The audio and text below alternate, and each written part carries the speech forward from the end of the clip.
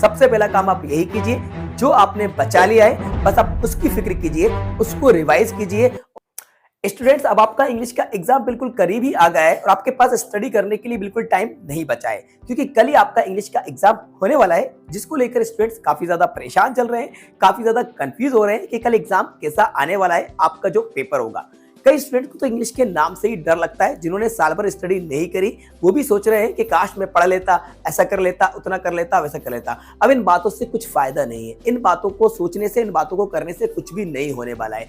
बस आप इस वीडियो को स्टार्ट से लेकर एंड तक जरूर देख लीजिए, कहीं ना कहीं आपका डर खत्म हो जाएगा, क्योंकि आज मैं आपको ऐसे टिप्स देने वाला हूं जिससे कि एग्जाम में आप बहुत अच्छे तरीके से लिख कर आएंगे और आपको बहुत कुछ इस वीडियो से मोटिवेशन मिलने वाला है और हेल्प भी मिलने वाली है। बस वीडियो में स्टार्ट से लेकर एंड तक बने रहिएगा। चलिए वीडियो को शुरू करते हैं।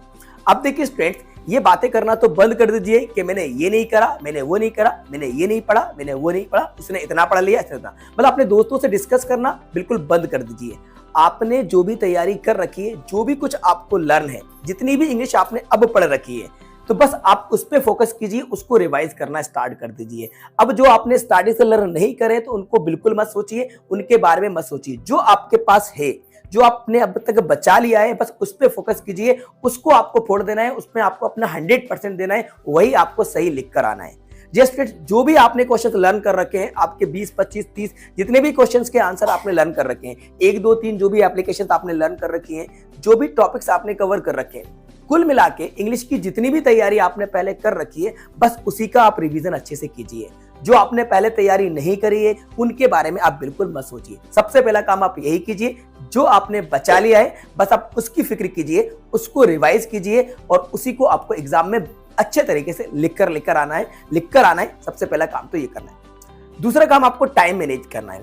अब देखो 80 नंबर का हमारा पेपर आएगा और 80 नंबर के पेपर के लिए हमें मिलेंगे 3 घंटे, यानी कि 180 मिनट्स, 180 मिनट मिलेंगे। तो 180 मिनट्स जो हमें मिलेंगे, इसमें से ज्यादा एक नंबर लाने के लिए हमें सिर्फ 2 मिनट मिल रहे हैं, 2 मिनट्स हमें मिल रहे हैं, यानी कि 8 दूनी 16, 160, 20 मिनट्स आपके ऐसे पेपर को रीड करने में चले जाते हैं। तो एक नंबर के लिए अब क्या कैलकुलेट करोगे क्या एग्जाम में कि 2 मिनट में एक क्वेश्चन? ऐसा भी नहीं है, लेकिन बस याद ये रखना है कि आपको उन 180 मिनट से पहले अपने पेपर को सोल्व करना है। 10-15 मिनट तो आपको पहले बचा ही लेना है। अब एग्जाम में क्या करना है, कैसे करना है, अभी जो आपके पास टाइम थोड़ा बहुत जो बचा हुआ है, आज रात का टाइम आपके पास बचा हुआ है, इसमें आपको स्टडी कैसे करना है उसको जरा ध्यान से सुन लीजिए। देखिए, सबसे पहला काम तो आप ये कर लीजिए, जो हमारी पॉम्स हैं या जो हमारे प्रोज के चैप्टर थे, यानी कि फ्लेमिंगो बुक के या हमारी जो दूसरी बुक है विस्तार, इनके सभी चैप्टर्स के नाम लर्न कर लीजिए। एक बार इनको आप पढ़ लीजिए, सभी चैप्टर्स के नाम और सभी पोइट के और ऑथर्स के नाम एक बार पढ़ लीजिए। इसके ऊपर मैंने एक वीडियो बनाई, एक ट्रिक भी आपको सिखाई हुई है सभी पॉम्स के नाम लर्न करने की और पोइट्स के नाम। तो सबसे पहला काम तो आप ये कर लीजिए, सभी चैप्टर्स के नाम याद कर लीजिए, यानी याद कर रखे होंगे आपने उन्हें, तो बस उनको एक बार पढ़ लीजिए और सभी आपके जो पोइट है या फिर जो ऑथर्स है उनके नाम पढ़ लीजिए। ठीक है, इंग्लिश ग्रामर के लिए अब आपको कहीं भटकने की जरूरत नहीं है। 100 क्वेश्चंस के ऊपर मैंने एक वीडियो अभी बना दी है, रिसेंटली एक वीडियो अपलोड की है, उन 100 क्वेश्चंस को एक बार आप देख लीजिए, उस वीडियो को ध्यान से सुन लीजिए, स्पीड बढ़ाकर आप उसको सुन लीजिए। अगर आपके पास हेडफोन है तो हेडफोन लगाइए, फोकस के साथ आप उन सभी क्वेश्चंस के आंसर्स को बड़े ध्यान से सुन लीजिए और उसको वीडियो को आप देख लीजिए। ये काम कर लीजिए, आपका ग्रामर का पोर्शन कंप्लीट हो जाएगा। 100 क्वेश्चन जो मैंने आपको दिए हैं उसमें फिल इन द ब्लैंक्स और डू इज राइट, सभी ग्रामर हमने कंप्लीट कर रखी है। वो ग्रामर का टॉपिक आपका कवर हो जाएगा, सेक्शन सी आपका कवर हो जाएगा, ये 100 क्वेश्चन से। इसके अलावा आपको कहीं पूरी ग्रामर के रूल्स वगैरह कुछ पढ़ने की जरूरत नहीं है। इन क्वेश्चन को आप यहाँ पे लगा लीजिए, देख लीजिए, जो मैंने अभी रिसेंटली एक वीडियो अपलोड कर रखी। इसके बाद आपको करना क्या है, देखिए सभी के फॉर्मेट देख लीजिए। जैसे कि सेक्शन बी के बारे में बात करते हैं। सेक्शन बी में हमारा जो लेटर आएगा या लेटर के बाद नोटिस है, एडवर्टाइजमेंट है, पोस्टर है, तो इनके फॉर्मेट देख लीजिए। फॉर्मल लेटर का फॉर्मेट, इनफॉर्मल लेटर का फॉर्मेट, फॉर्मेट को अच्छे तरीके से लिखकर देख लीजिए, आपके पास टाइम है, फॉर्मेट आपका सही होना चाहिए। और जो इंपॉर्टेंट लेटर्स एप्लीकेशन मैंने बताए उनको एक बार आप पढ़ लीजिए, यानी उनका रिवीजन कर लीजिए। ऐसी एडवर्टाइजमेंट है, पोस्टर से, नोटिस का फॉर्मेट आप देख लीजिए। इससे क्या होगा, आपका सेक्शन बी कवर हो जाएगा। तो सेक्शन बी में आपको यही करना है कि सभी के फॉर्मेट आपको देख लेना है। इसके बाद बात करते हैं सेक्शन ए के बारे में, जो कि रीडिंग स्किल होता है, जिसमें अनसीन पैसेज आता है और नोट्स बनाने के लिए आता है।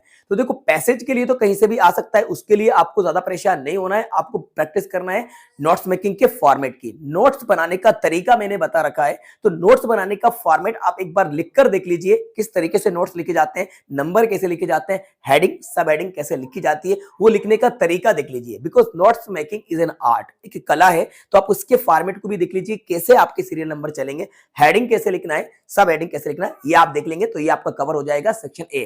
ठीक है, पैसेज कहीं से भी आ सकता है, बनाने का तरीका मैंने आपको सिखा दिया है, बस उसके लिए आपको अभी टाइम वेस्ट बिल्कुल नहीं करना है। जो आपके सामने कल होगा उसको देखकर आंसर आप लिखेंगे। सेक्शन ए हो गया। सेक्शन बी में आप फॉर्मेट देखें, एप्लीकेशन के formal letter, informal letter, notice, advertisement, report, सब मैंने आपको बता दिए, उसके फॉर्मेट देख लीजिए। सेक्शन डी, तो सेक्शन डी के जो इंपॉर्टेंट क्वेश्चंस हैं उनको एक बार आप रिवाइज कर लें।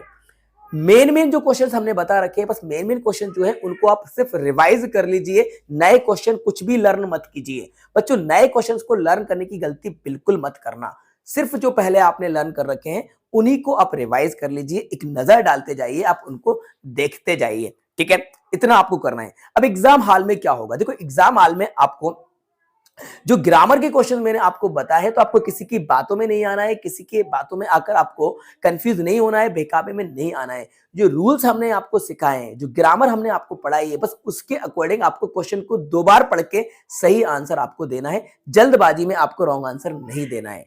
आपका आंसर सही हो सकता है, सामने वाले का आंसर सही है या गलत है, इस बात की कोई भी गारंटी नहीं है। इसलिए आपको रूल्स पता है तो आप उन रूल्स के अकॉर्डिंग चलें। जैसे कि he is good blank space English, अब कई बच्चे वहां पर इन भर रहे होंगे, लेकिन आपको इन नहीं, आपको एट भरना है, क्योंकि मैंने आपको बताया कि गुड के साथ एट का यूज किया जाता है। इस तरह से आप गलती बिल्कुल मत करके आना। आपको जो मैंने ग्रामर सिखाई है, बस उस ग्रामर के अकॉर्डिंग हमें आंसर सही लिख कर आना है।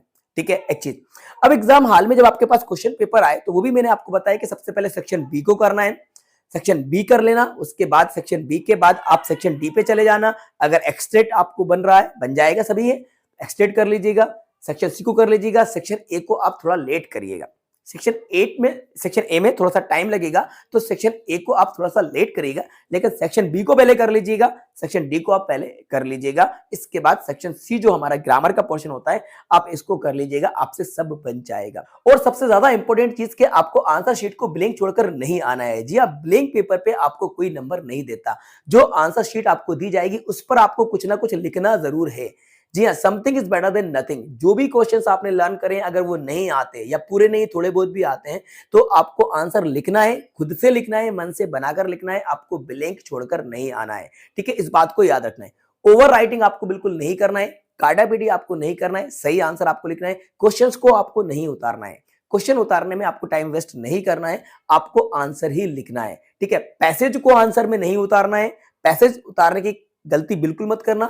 आंसर्स आपको अच्छी राइटिंग में जमा कर लिखना है। जो क्वेश्चंस के आंसर लर्न नहीं है, तो उनको मन से बनाकर लिखने की कोशिश आपको करना है, छोड़ के आपको कुछ भी नहीं आना है। जो भी आपको क्वेश्चंस याद है, तो उसमें से आप थोड़ा बहुत भी याद है तो आप उसको अपने तरीके से बनाकर लिखकर जरूर आइएगा। कल के एग्जाम के लिए आप सभी को best of luck. I hope आपका एग्जाम बहुत अच्छा जाने वाला है। अगर आप ईमानदारी से स्टडी कर रहे हैं और अब मैंने जो टिप्स आपको बताए उसके अकॉर्डिंग अब आप स्टडी करते हैं, तो मैं इस बात की उम्मीद करता हूं कि आपका पेपर कल बहुत अच्छा जाने वाला है। तो बच्चों, आई होप ये वीडियो आपके लिए बहुत ज्यादा हेल्पफुल रही होगी और कुछ ना कुछ तो आपको मोटिवेशन इस वीडियो से मिला होगा। तो इस वीडियो को लाइक जरूर कीजिएगा, अपने सभी फ्रेंड के साथ ज्यादा शेयर कीजिएगा। अगर आपका अभी भी कोई क्वेश्चन है, कमेंट्स बॉक्स में जाकर कमेंट्स करके हमें बता दीजिएगा। चैनल को सब्सक्राइब नहीं करा है तो चैनल को जरूर सब्सक्राइब कर लीजिएगा। और हमें आपका इस तरह से सपोर्ट मिला, इस तरह से प्यार मिला, उसके लिए भी थैंक यू। और हम उम्मीद करते हैं कि आप हमसे हमेशा जुड़े रहेंगे। हम आपके लिए और भी इंग्लिश की वीडियोस लाते रहेंगे। 12th के बाद भी हम आपको इंग्लिश ग्रामर कॉलेज में भी पढ़ाएंगे, स्पोकन भी सिखाएंगे, या और भी किसी कॉम्पिटिटिव एग्जाम की आप तैयारी करेंगे, तब भी हम आपका साथ देते रहेंगे, आपका सपोर्ट करते रहेंगे। आप भी इसी तरह से हमारा सपोर्ट करते रहिएगा और हमें प्यार देते रहिएगा। Thanks for watching.